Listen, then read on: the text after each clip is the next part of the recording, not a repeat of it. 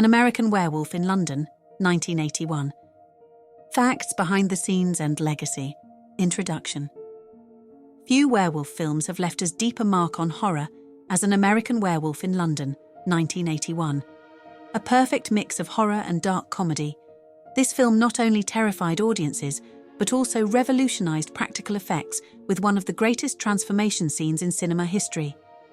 Let's dive into some fascinating facts, behind-the-scenes secrets, and the legacy of this cult classic. General facts, directed by John Landis, who was best known for comedies like Animal House and The Blues Brothers.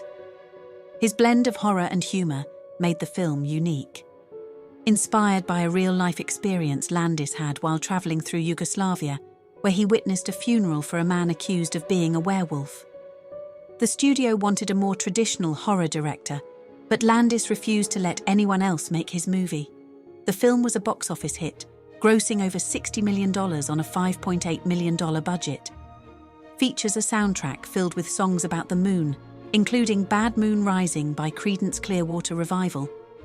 Behind the scenes and special effects, Rick Baker's groundbreaking effects won the first ever Academy Award for Best Makeup in 1982, creating a new category for future films.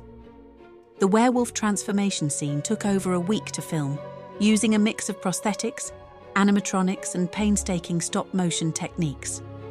David Norton, who played David Kessler, had to endure hours of painful makeup applications, sometimes spending up to 10 hours in the makeup chair.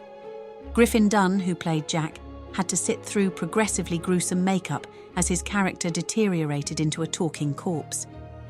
The film used real wolf sounds mixed with unique sound effects to create the werewolf's terrifying howl.